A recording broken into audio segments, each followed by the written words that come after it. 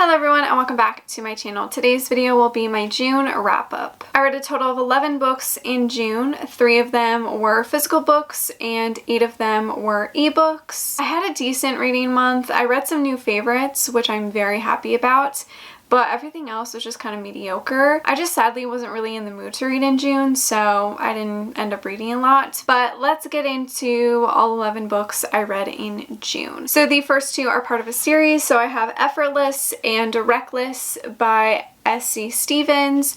These are book 2 and book 3 in the Thoughtless series. These I both gave 4 out of 5 stars. I really loved them. I talked pretty in depth about them in my recent favorite books video. I will link that down below. I really loved them. They were so good. These books are so addicting and entertaining, and I felt so happy while reading them, but also so angry and so frustrated, but also I couldn't stop reading, and I'm just obsessed with these characters. I'm obsessed with Kira and Kellen, and I love them so much. So the first book is Thoughtless, and it follows Kira, who moves across the country with her boyfriend Denny, and they move in with an old friend of Denny's, Kellen, who is a local musician. And basically there becomes kind of a huge obstacle in Kira and Denny's relationship that kind of forces her to be closer to Kellen, and she starts falling for Kellen, but she is still dating Denny. So the first book does involve cheating, but the other 2 don't really. Yeah, I absolutely love these books. They were so good, and I am so happy I reread Thoughtless and loved it this time around, and I'm so happy I just got to read their story. I just love the romance and the character development and their relationship development, and I just thought it had a beautiful message overall and just like a beautiful ending, and I really loved this trilogy, and I am so happy I read both of these. So the next 2 are also part of a series. So I read Raven's Return by Ruby Dixon. This is the 12th book in the Ice Home series, and this I gave 3 out of 5 stars.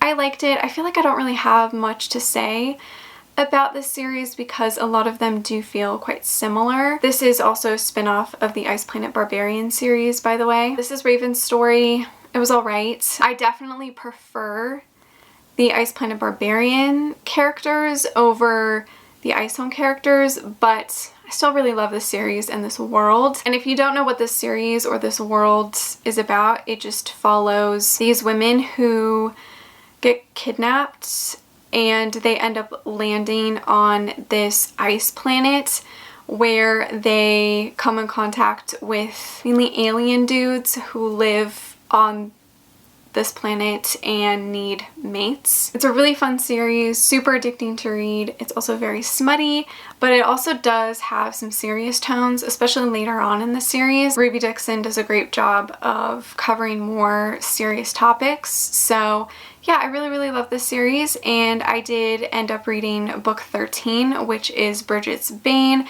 which I also gave 3 out of 5 stars. Then I read Secret Puck by Rebecca Jinchak.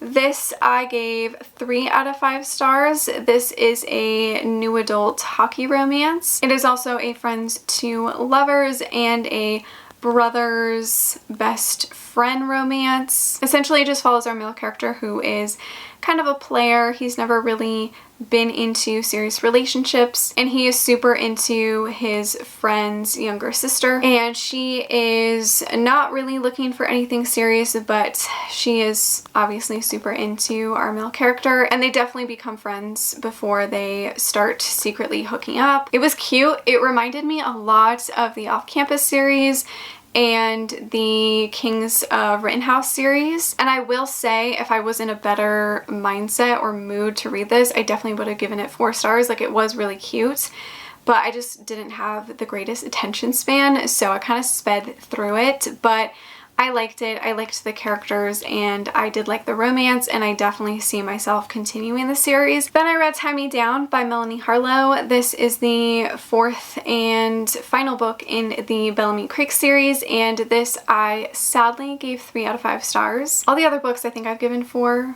Call Me Crazy I gave 5 stars, but the other ones I've given 4 stars. This one was definitely my least favorite. So this follows Beckett and Maddie, who have been friends since they were in high school, and they have only ever been friends, but Beckett has always had a crush on Maddie. Beckett is now running the family farm, and Maddie is getting over a divorce, and she comes back to town to, I think, sell her mother's old house, and she's now also a single mom, and while she's trying to sell that house, she needs somewhere to stay. So Beckett offers that she stays with him for a little while on the farm. It was cute and it was heartwarming, but I just felt like there was something missing a little bit. And again, maybe I just wasn't in the right mood to read it, but it felt a little lacking for me in ways. I think it was the romance, but I also think maybe it was the characters. I mean, 3 stars is still decent. Like, I still liked it, and I loved the ending,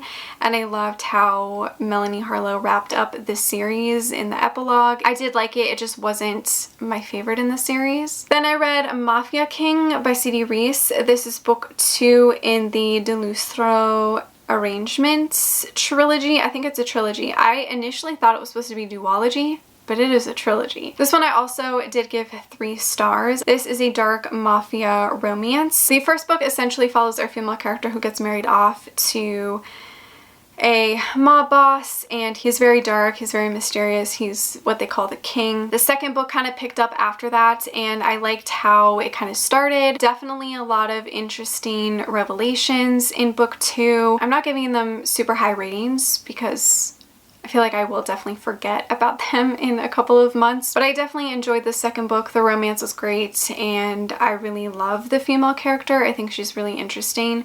And I also do love the male character. He's very dark, very mysterious, you know, he's got a lot of secrets still. And yeah, I'm looking forward to reading the next one. Then I read Jacques Royal by Sarah Nye. This is the 4th book in the Jacquard series. And this one I gave 3 out of 5 stars. It's more like 3.5. It is almost a 4 star. I feel like this book dragged a little, and then I didn't really like the ending, or towards the ending kind of. This follows our female character who goes to this new college, or she's transferring to this new university, and she's part of this new sorority where their initiation thing is to go to this party and ask out the ugliest guy. And so, of course, that's what she does. She doesn't want to do it, but she does it.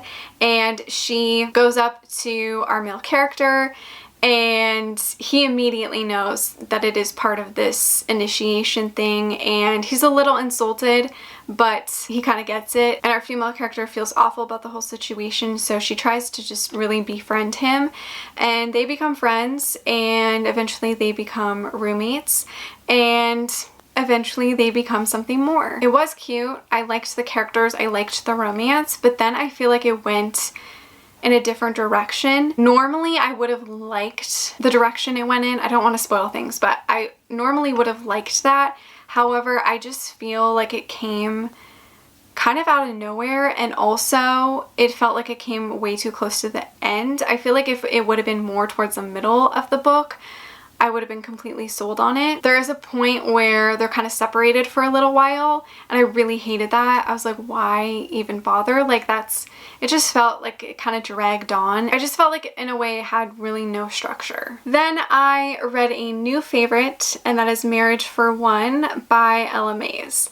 This I gave 4 out of 5 stars. I am thinking of just bumping it up to 5 because I really loved it, and I kind of can't stop thinking about it, so it's either a 4 or 5. I really, really loved it. So this is a marriage of convenience, slow burn, friends to lovers romance. Rose's uncle has passed away, and in his will he left this space, I guess, in this building for her to open up this cafe, but she can only really hold on to it if she has a husband. And Jack apparently really wants to own this building, so he randomly offers to marry her, and that way she can have her business and he can get the building. And they decide to get married and do kind of this business deal, but Jack is definitely hiding some things, and Rose is just trying to run her business, but also she is slowly